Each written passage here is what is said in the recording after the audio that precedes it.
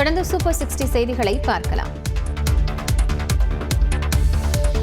செங்கல்பட்டு, விழுப்புரம், கடலூர் மாவட்டங்களில் இன்று கனமழைக்கு வாய்ப்பிருப்பதாக வானிலை மையம் தெரிவித்துள்ளது. இது தொடர்பாக வானிலை மையம் வெளியிட்டக்கூடிய செய்திக்குறிப்பில் தமிழக கடலோர பகுதிகளில் கீழ்மட்ட வளிமண்டலத்தில் பலவீனமான காற்றழுத்த தாழ்வு பாதை நிலவுவதாக வானிலை மையம் தெரிவித்துள்ளது. இதன் காரணமாக இன்று செங்கல்பட்டு, விழுப்புரம், கடலூர் மாவட்டங்களில் இடி மின்னலுடன் கூடிய கனமழையும், திருவள்ளூர், திருவண்ணாமலை, பெரம்பலூர், அரியலூர், மயிலாடுதுறை, புதுக்கோட்டை, சிவகங்கை, மதுரை, திண்டுக்கல், தேனி மாவட்டங்களில் மிதமான மழையும் பெய்யக்கூடும் என்று வானிலை மையம் கணித்துள்ளது. அதே நேரம் உள் தமிழக பகுதிகளில் 4 நாட்களுக்கு அதிகபட்ச வெப்பநிலை 4 டிகிரி செல்சியஸ் வரை இயல்பை விட அதிகரிக்க வாய்ப்பிருப்பதாக வானிலை மையம் தெரிவித்துள்ளது. சென்னையை பொறுத்தவரை இன்று வானம் ஓரளவு மேகமூட்டத்துடன் காணப்படும் என்றும் மாலை அல்லது இரவு நேரத்தில் இடி மின்னலுடன் கூடிய மிதமான மழைக்கு வாய்ப்பிருப்பதாகவும் தெரிவிக்கப்பட்டுள்ளது. டிஏபிஎஸ் எனப்படும் உறுதியளிக்கப்பட்ட ஓய்வூதிய திட்டம் வரும் நாட்களில் செயல்படுத்தப்படும் என நிதியமைச்சர் மரிய வில்சன் உறுதியளித்துள்ளார். டாப்ஸை பொறுத்த வரைக்கும் பார்த்தீங்கன்னா டிஎம்கே பீரியடில் தான் ஒரு கமிட்டி போட்டிருந்தாங்க, ஹெட்டட் பை ககன்தீப் சிங் பேடி. அவங்க ரெக்கமெண்ட் பண்ணிட்டு போனது தான் இப்போது 3 விஷயம் ரெக்கமெண்ட் பண்ணியிருக்கிறாங்க, முக்கியமான 3 விஷயங்கள். அதை கண்டிப்பாக நமது தமிழக வெற்றிக் கழகம் கண்டிப்பாக under chief minister, honourable chief minister C Joseph விசை கண்டிப்பாக இதை நடைமுறைப்படுத்துவாங்க. உறுதியளிக்கப்பட்ட ஓய்வூதிய திட்டத்தை செயல்படுத்துவதற்கான வழிமுறைகளை வகுத்து வருவதாகவும் மரிய வில்சன் கூறினார். இன்ட்ரீம் பே அவுட்னு சொல்லிட்டு இப்போ கொடுக்க ஆரம்பிச்சிட்டோம் பென்ஷன்ஸுக்கு. இதில் நடைமுறையில் இப்போ நாங்கள் என்ன பண்ணிட்டு இருக்கிறோன்னா, ஃப்ரேமிங் த ரூல்ஸ் கொஞ்சம் ஃப்ரேம் பண்ணிட்டு இருக்கிறோம். அப்புறம் ஆப்ரேஷனல் கைட்லைன்ஸ் நடந்துட்டு இருக்கு ஒர்க்கு. கூடிய சீக்கிரத்தில் இம்ப்ளிமெண்டேஷன் ப்ரொசீஜரும் நடைமுறை கொண்டு வரப்படும். உறுதியளிக்கப்பட்ட ஓய்வூதிய திட்டம் கட்டாயம் செயல்படுத்தப்படும் என அமைச்சர் மரிய வில்சன் தெரிவித்தார். அரசு பெண் ஊழியர்களுக்கு 3வது குழந்தைக்கான மகப்பேறு விடுப்பு ஓராண்டாக நீட்டிப்பு, காலி பணியிடங்களை நிரப்ப தனி செயலி உள்ளிட்ட அறிவிப்புகளை அமைச்சர் சரத்குமார் வெளியிட்டார். சட்டப்பேரவையில் மானிய கோரிக்கைகள் மீதான விவாதத்தில் பேசிய மனிதவளத்துறை அமைச்சர் சரத்குமார், முதலமைச்சர் விஜய்தான் நாளைய பிரதமர் என்றார். எங்கள் இதயத்திலும் இல்லத்திலும் கோட்டையிலும் சிஎம்மாக இருக்கும் எங்கள் தலைவா, நாளைய பாரதத்தின் பிஎம் நீங்கள்தான். ஏஎம் பிஎம் பார்க்காமல் உழைக்கும் எங்கள் சிஎம்ஏ, நாளைய பிஎம் நீங்கள்தான், நாளைய பிஎம் நீங்களேதான். அரசு பெண் ஊழியர்களுக்கான 3வது மகப்பேறு விடுப்பு ஓராண்டாக நீட்டிப்பு உள்ளிட்ட அறிவிப்புகளை வெளியிட்டார். அரசு பெண் பணியாளர்களின் 3வது குழந்தைக்கு மகப்பேறு விடுப்பு 365 நாட்கள் வழங்கப்படும். பவானிசாகர் அரசு அலுவலர்கள் பயிற்சி மையத்தில் நவீன கணினி மையம் ரூபாய் 1 கோடி செலவில் உருவாக்கப்படும். எளிமை ஆளுமை திட்டத்தின் கீழ் 150 அரசு சேவைகள் வழங்கப்படும். போட்டித் தேர்வுக்கு தயாராகும் ஆர்வலர்களுக்காக வெற்றிப்பாதை செயலி உருவாக்கப்படும் எனவும் அமைச்சர் சரத்குமார் அறிவித்தார். தமிழ்நாட்டில் சாலை உயிரிழப்புகளை தடுக்கும் வகையில் 70,000 கிலோமீட்டர் சாலைகளில் கேமராக்கள் பொருத்தப்படும் என பொதுப்பணித்துறை அமைச்சர் ஆதவ் அர்ஜுனா கூறியுள்ளார். பொதுப்பணித்துறை மானிய கோரிக்கையில் பேசிய அவர், சாலைகளில் அதிக வேகத்தில் இயக்கப்படும் வாகனங்களால் உயிரிழப்புகள் ஏற்படுகிறது என்றார். ஹைவேஸ்ல நேஷனல் ஹைவேஸ்ல 100 கிலோமீட்டருக்கு மேல ஸ்பீடு போக கூடாது, ஸ்டேட் ஹைவேஸ்ல 80 கிலோமீட்டருக்கு மேல ஸ்பீட்ல போக கூடாது. இதுதான் சட்டம். இந்த சட்டத்தை மாண்புமிகு முதலமைச்சர் கடுமையாக அமல்படுத்த சொல்லியிருக்கிறார். 2027 கேரளா போல தமிழ்நாட்டில் கிட்டத்தட்ட 70,000 கிலோமீட்டர் மட்டுமல்ல, அனைத்து நேஷனல் ஹைவேஸ், ஸ்டேட் ஹைவேஸ் எல்லா ரோட்லயும் கேமராக்கள் பொருத்தப்பட்டு நம்மளுடைய உயிர் சாலைகள்ல ரோட்ல வண்டி ஓட்டுனதுக்காகவே நடந்து போறவங்க, பைக்ல போறவங்க நிறைய பேர் இறந்துட்டே இருக்காங்க. ஒரு உயிர் கூட போகாம வரக்கூடிய காலங்களில் கடுமையான செய்தி கேரளால சக்சஸ் ஆயிருக்கு. சென்னையில் கலங்கரை விளக்கம் முதல் அடையாறு திருவிக பாலம் வரையிலும், சென்னை திருத்தணி சாலையில் சீரான மற்றும் தடையற்ற போக்குவரத்தை உறுதி செய்யும் வகையிலும், பாடி முதல் திருநின்றவூர் வரை உயர்மட்ட சாலை அமைக்கப்படும் என கூறிய அமைச்சர், பொதுப்பணித்துறை பணிகளை பொதுமக்கள் பார்வையிடும் வகையில் சிறப்பு செயலி உருவாக்கப்படும் என்றார். பணி வாய்ப்புக்காக காத்திருக்கும் பொறியியல் பட்டதாரிகளுக்கு பொதுப்பணித்துறை ஒப்பந்தங்களில் சலுகையுடன் வாய்ப்பு வழங்கப்படும் என்றார். தனியார் நிறுவன கட்டுமான ஒப்பந்தங்களில் பங்கேற்கும் வகையில் 1 கோடி ரூபாய் தொகுப்பு நிதியில் தமிழ்நாடு உட்கட்டமைப்பு மற்றும் கட்டுமான கழகம் உருவாக்கப்படும் என அமைச்சர் தெரிவித்தார்.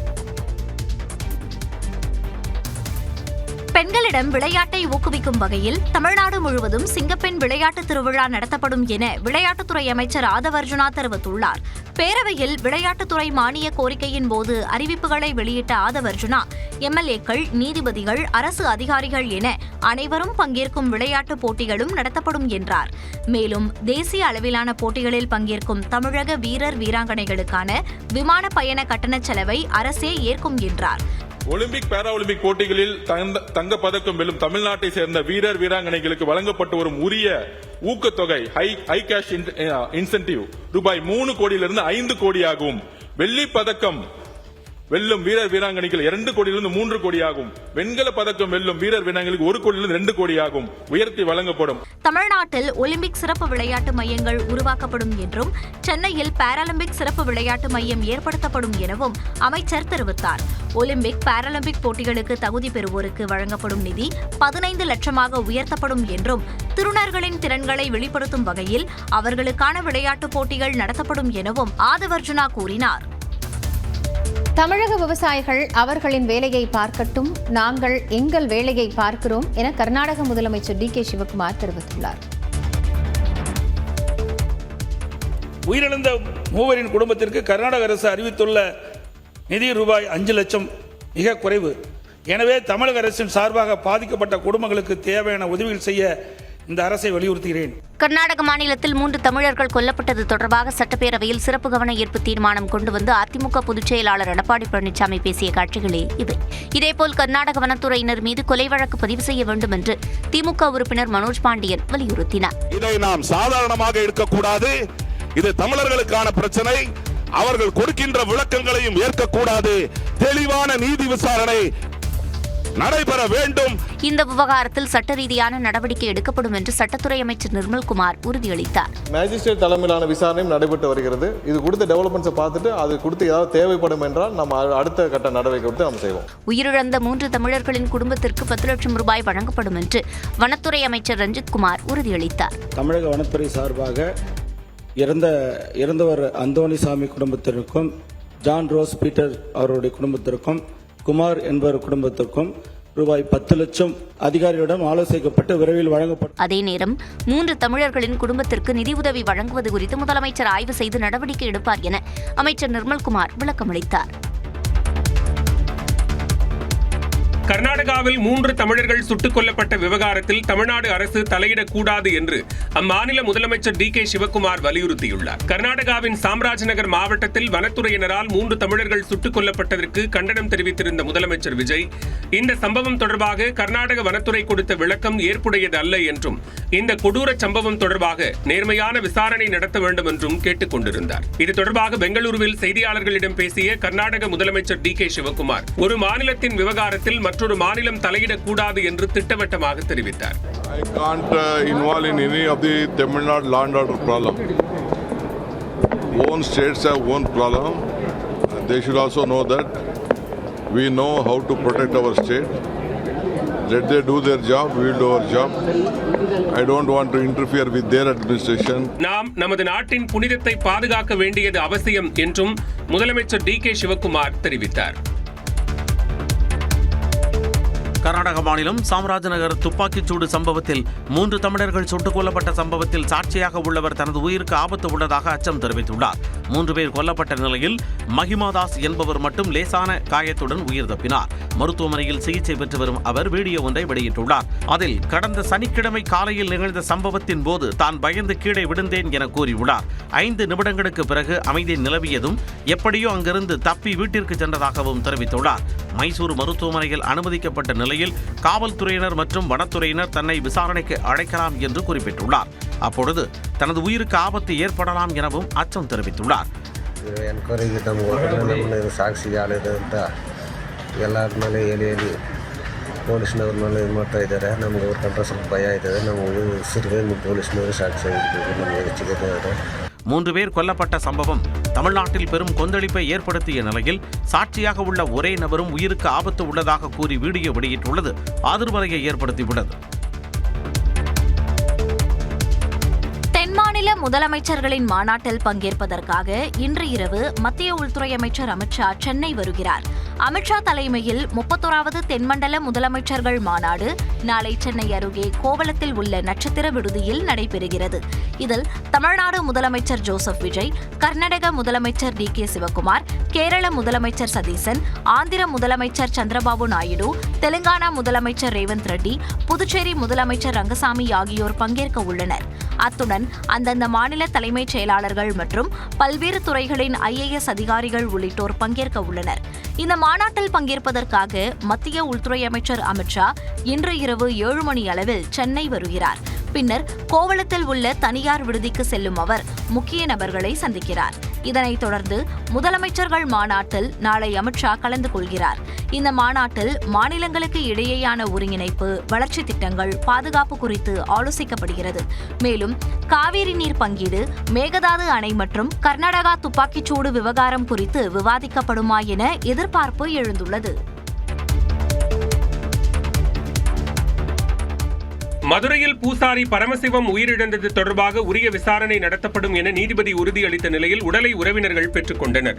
மதுரை மேல அனுப்பானடியைச் சேர்ந்த பூசாரி பரமசிவம் காவல்துறை விசாரணைக்கு சென்ற நிலையில் உயிரிழந்தார். பரமசிவம் உயிரிழப்புக்கு காவல்துறையே காரணம் என அவரது குடும்பத்தினர் குற்றம் சாட்டிய நிலையில் மதுரை மாவட்ட 5வது நடுவர் நீதிமன்ற நீதிபதி லட்சுமி பிரியா விசாரணை மேற்கொண்டார்.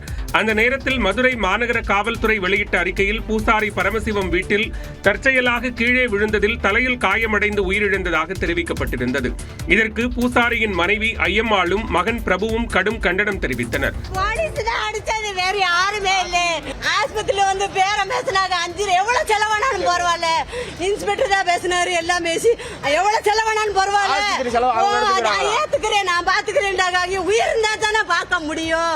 கேமரா ஒரு கேமரா இல்ல, ஆனா நான் பார்த்த இடத்துல கேமரா இருந்துச்சு. 2 பேர் டிஷர்ட்ல இருந்தாங்க, 2 பேர் யூனிஃபார்ம்ல இருந்தாங்க. நேர்ல கூட கிடைச்சா நான் காமிக்கிறேன்.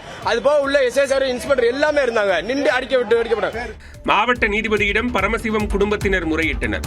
தன்னுடைய விசாரணையின் அடிப்படையிலேயே அடுத்த கட்ட நடவடிக்கைகள் இருக்கும் என நீதிபதி தெரிவித்ததை தொடர்ந்து உடலை பெற்றுக்கொள்வதற்கு குடும்பத்தினர் சம்மதம் தெரிவித்தனர். நடிகர் விக்ரம் அரிய வகை லார்கிப்பான் குரங்குடன் வீடியோ எடுத்த விவகாரத்தில் தலைமறைவான அதன் உரிமையாளரை பிடிக்க வனத்துறையினர் தேடுதல் பணியில் இறங்கியுள்ளனர். லார்கிப்பான் தொடர்பாக விக்ரமிடம் வனத்துறை அதிகாரிகள் நடத்திய விசாரணையில் அது ஈரோடு மாவட்டம் பெருந்துறையைச் சேர்ந்த கேசவநாதன் என்பவரிடம் இருந்து பெறப்பட்டது தெரியவந்துள்ளது. உடனடியாக அவரது பண்ணையில் சோதனை செய்தபோது லார்கிப்பான் உட்பட ஏராளமான அரிய வகை வெளிநாட்டு உயிரினங்கள் இருந்தன. இதுகுறித்து கேசவநாதன் கடந்த 14ஆம் தேதி ஈரோடு மாவட்ட வன அலுவலர் அலுவலகத்தில் ஆஜராகி ஆவணங்களை சமர்ப்பித்தார். அவற்றை சரிபார்த்ததில் இந்த வழக்கிற்கு நடிகர் விக்ரமிற்கும் எந்த சம்பந்தமும் இல்லை என்றும் லார்கிப்பான் விற்பனை எதுவும் நடைபெறவில்லை என்பதும் தெரியவந்துள்ளது.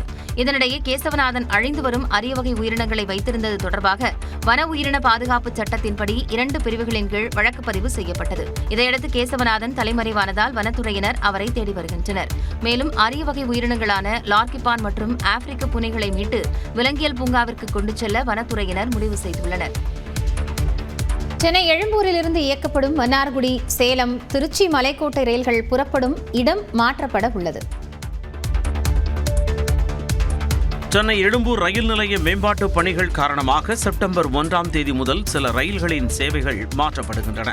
அதன்படி மன்னார்குடியில் இருந்து சென்னை எழும்பூர் வரை வரும் ரயில் செப்டம்பர் 4ஆம் தேதி முதல் அக்டோபர் 13ஆம் தேதி வரை தாம்பரம் ரயில் நிலையத்திலேயே நிறுத்தப்படும். திருச்சி, சென்னை மலைக்கோட்டை விரைவு ரயில் செப்டம்பர் 9 முதல் 15ஆம் தேதி வரையிலும், செப்டம்பர் 21 முதல் அக்டோபர் 14 வரை மாம்பலம் ரயில் நிலையத்துடனும் நிறுத்தப்படுகிறது. மும்பை CST எழும்பூர் ரயில் செப்டம்பர் 12 முதல் 15 வரை சென்னை கடற்கரையோடு நிறுத்தப்படும் என தெரிவிக்கப்பட்டுள்ளது. சேலம், சென்னை எழும்பூர் இடையேயான விரைவு ரயில் செப்டம்பர் 12 முதல் 15 வரை மாம்பலத்தோடு நிறுத்தப்படுகிறது. இதேபோல சென்னை எழும்பூரில் இருந்து புறப்படும் மன்னார்குடி விரைவு ரயில் எழும்பூருக்கு பதில் செப்டம்பர் 5ஆம் தேதி முதல் அக்டோபர் 14ஆம் தேதி வரை தாம்பரத்தில் இருந்து புறப்படும். சென்னை எழும்பூர் சேலம் சூப்பர் ஃபாஸ்ட் விரைவு ரயில் செப்டம்பர் 13 முதல் செப்டம்பர் 16 வரை எழும்பூருக்கு பதில் சென்னை கடற்கரையில் இருந்து புறப்படும் என தெற்கு ரயில்வே தெரிவித்துள்ளது. தமிழ்நாட்டில் நெசவாளரின் இரட்டை மகன்கள், மாட்டு வண்டி தொழிலாளியின் மகள், மாற்றுத்திறனாளியின் மகள் என இளநிலை மருத்துவ படிப்பில் எளிய பின்னணி கொண்டோர் சாதனை படைத்துள்ளனர். நெல்லை மாவட்டம் வெள்ளங்குடியைச் சேர்ந்த நெசவாளர் ராம்குமாரின் இரட்டை மகன்கள் அருண், தருண் ஆகியோர் அரசு பள்ளியில் படித்த நிலையில் தற்போது மருத்துவ படிப்புக்கு தேர்வாகியுள்ளனர். இதேபோன்று சிவகங்கை மாவட்டம் மானாமதுரையை அடுத்துள்ள கல்குறிச்சி கிராமத்தைச் சேர்ந்த மாட்டு வண்டி தொழிலாளி மலைச்சாமியின் மகள் ரக்ஷிதா, மணக்குளம் கிராமத்தைச் சேர்ந்த கம்பி கட்டும் தொழிலாளி மலையப்பன் மகள் அபிநயா ஆகியோர் அரசு பள்ளியில் பயின்ற நிலையில் 2வது முறையாக நீட் தேர்வு எழுதி தேர்ச்சி பெற்றுள்ளனர். இருவருக்கும் அரசு மருத்துவக் கல்லூரிகளில் இடம் கிடைத்துள்ளது. ஆனால் இது நீட்டை பொறுத்த வரைக்கும் ரிப்பீட் பண்ணலாம், எத்தனை தடவை வேணால் ரிப்பீட் பண்ணலாம். அதன் மூலம் வந்துட்டு எம்பிபிஎஸ் தான் வேணுன்றவங்க வந்துட்டு வாங்கிடலாம். ஸ்டூடெண்ட்ஸ்க்கு வந்து என்ன சொல்லணும்னா கன்சிஸ்டன்சி ஒர்க் இருக்கணும், நீட்டை பார்த்து பயப்படவே கூடாது. இப்போ நான் ஃபஸ்ட் வருஷம் நீட் எழுதினேன், என்னால் 12th முடிச்சுட்டு எழுதினப்போ என்னால் கம்ப்ளீட் பண்ண முடியலை. ஜஸ்ட் ஒரு 30 மார்க்கில் வந்து மிஸ் பண்ணிட்டேன். அதுக்கடுத்து ஒரு வருஷம் ரிப்பீட் பண்ணி 518 மார்க் எடுத்து இப்போ எனக்கு திருநெல்வேலி மெடிக்கல் காலேஜில் 7.5% இடஒதுக்கீட்டில் வந்து கவர்மெண்ட் சீட் கிடச்சிருக்கு. விருதுநகர் மாவட்டத்தின் கடைக்கோடி கிராமமான திருச்சுழி அடுத்த சுள்ளங்குடி கிராமத்தைச் சேர்ந்த மாற்றுத்திறனாளி ராமசாமியின் மூத்த மகள் சங்கீதா 2வது முறையாக நீட் தேர்வில் வென்ற நிலையில் தூத்துக்குடி அரசு மருத்துவக் கல்லூரியில் இணைய உள்ளார். வினாத்தாள் கசிவு உள்ளிட்ட சர்ச்சைகளை தொடர்ந்து தேசிய தேர்வு முகமையில் இருந்து 600 நிபுணர்கள் நீக்கப்பட்டுள்ளதாக அதன் தலைமை இயக்குநர் அறிவித்துள்ளார். நீட் தேர்வு வினாத்தாள் கசிவு, மறு தேர்வு உள்ளிட்ட சர்ச்சைகளை தொடர்ந்து தேர்வர்களின் போராட்டம் காரணமாக கல்வித்துறை அமைச்சர் பதவியில் இருந்து தர்மேந்திர பிரதான் பதவி விலகினார். இதனைத் தொடர்ந்து கல்வித்துறை அமைச்சராக பிரகலாத் ஜோஷி நியமிக்கப்பட்டார். இந்நிலையில் கடந்த ஜூன் மாதம் நடந்த UGC நெட் தேர்வில் ஆங்கிலம், வணிகவியல் மற்றும் சமூகவியல் ஆகிய தேர்வு தாள்களில் மொழிபெயர்ப்பு, அச்சுப்பிழைகள் போன்ற குளறுபடிகள் கண்டறியப்பட்டதால் அத்தேர்வுகள் ரத்து செய்யப்படுவதாக அறிவிக்கப்பட்டது. இந்த நிலையில் மத்திய கல்வித்துறை அமைச்சர் பிரகலாத் ஜோஷி தலைமையில் தேர்வு முகமையில் மேற்கொள்ள வேண்டிய சீர்திருத்தம் தொடர்பான உயர்மட்ட குழு ஆய்வுக் கூட்டம் நடைபெற்றது. இதனைத் தொடர்ந்து எடுக்கப்பட்ட நடவடிக்கைகள் குறித்து விளக்கமளித்துள்ள தேசிய தேர்வு முகமையின் தலைமை இயக்குநர் தேர்வுக்குழுவில் சீரமைப்பு பணிகள் மேற்கொண்டுள்ளதாக தெரிவித்துள்ளார். அதன்படி 600 நிபுணர்கள் நீக்கப்பட்டு புதிய நிபுணர்கள் சேர்க்கப்பட்டு வருவதாகவும் அடுத்த 2-3 வாரங்களில் 20 முதல் 25 அதிகாரிகள் சேர்க்கப்படுவார்கள் என்றும் அவர் குறிப்பிட்டுள்ளார். கேள்வித்தாளை ஆய்வு செய்வதற்கு 4 அடுக்கு பாதுகாப்பு முறை செயல்படுத்தப்படும் என்றும் அவர் தெரிவித்துள்ளார். தேசிய தேர்வு முகமையின் அலுவலகங்கள் போர்க்கால அடிப்படையில் புதிய வளாகங்களுக்கு மாற்றப்படும் என்றும் அங்கு பாதுகாப்பு பணிகளை மத்திய தொழில் பாதுகாப்பு படையினர் மேற்கொள்வார்கள் என்றும் தேசிய தேர்வு முகமை தலைமை இயக்குநர் தெரிவித்துள்ளார். திமுக ஆட்சியில் தொடங்கப்பட்ட திட்டம் என்பதற்காக அம்பேத்கர் அயலக உயர்கல்வி உதவித்தொகை திட்டம் நிறுத்தப்பட்டுள்ளதா என திமுக MP கனிமொழி கேள்வி எழுப்பியுள்ளார். அம்பேத்கர் அயலக உயர்கல்வி உதவித்தொகை திட்டத்தின் கீழ் பாரதிதாசன் என்பவர் மலேசியாவில் படித்து வருகிறார். அவர் வெளியிட்ட வீடியோவில் கடந்த 5 மாதங்களாக தனக்கு உதவித்தொகை கிடைக்கவில்லை என தெரிவித்துள்ளார். நான் மலேசியா தேசிய பல்கலைக்கழகத்தில் PhD செகண்ட் இயர் படிச்சுட்டு இருக்கேன். Tissue engineering and regenerative medicine அப்படின்ற டிபார்ட்மெண்ட் கீழே நான் ஆய்வு பண்ணிகிட்ருக்கேன். என்னுடைய ஆய்வு என்பது ஹியூமன் பிரெயினை எஸ்டாப்ளிஷ் பண்ணி அதுக்கு வயசு வர வச்சு வயசுனால் என்ன பிரச்சனைகள் வருது அப்படின்றத புரிஞ்சுக்கிட்டு அதுக்கு ஸ்டெம் செல் ட்ரீட்மெண்ட் கொடுக்குறது தான் என்னுடைய ஒரு ஆய்வு. இந்த ஆண்டு 2026க்கு எனக்கு அரசுகிட்டேருந்து எந்த ஒரு ஹெல்ப்பும் வரலை. இது குறித்து அறிக்கை வெளியிட்டுள்ள திமுக MP கனிமொழி, திமுக ஆட்சியில் தொடங்கப்பட்ட திட்டம் என்பதற்காக திட்டமிட்டு மறைமுகமாக நிறுத்துவதுதான் தாவேக அரசின் நோக்கமா என கேள்வி எழுப்பியுள்ளார். மலேசியா உட்பட பல நாடுகளில் படிக்கும் நூற்றுக்கணக்கான மாணவர்களுக்கு உதவித்தொகை வழங்கப்படாத நிலையில் உடனடியாக நிலுவையில் உள்ள உதவித்தொகையை விடுவித்து மாணவர்களின் கல்வியை தடையின்றி தொடர ஏற்பாடு செய்ய வேண்டும் என கேட்டுக் கொண்டுள்ளார். இதேபோல உதவித்தொகை நிறுத்தப்பட்ட மாணவர்களின் பட்டியலை தயாரித்து அவர்களுக்கான நிதியை உடனடியாக விடுவிக்க வேண்டும் என நீலம் பண்பாட்டு அமைப்பைச் சேர்ந்த இயக்குனர் ப. ரஞ்சித் வலியுறுத்தியுள்ளார்.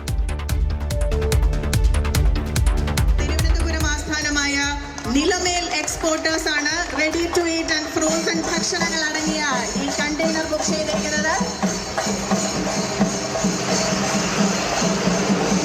கேரள மாநிலம் விழிஞம் துறைமுகத்திலிருந்து முதல் சரக்கு ஏற்றுமதி சேவையை முதலமைச்சர் சதீசன் தொடங்கி வைத்த காட்சிகளே இவை. கேரள மாநிலம் திருவனந்தபுரம் அருகே விழிஞம் பகுதியில் 8867 கோடி ரூபாயில் சர்வதேச துறைமுகம் அமைக்கப்பட்டுள்ளது.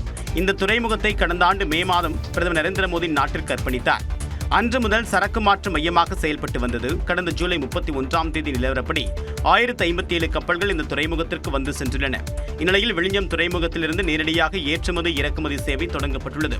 துறைமுகத்தில் நடைபெற்ற நிகழ்ச்சியில் கலந்து கொண்ட முதலமைச்சர் சதீசன் முதல் சரக்கு ஏற்றுமதி கப்பலை கொடியசைத்து தொடங்கி வைத்தார்.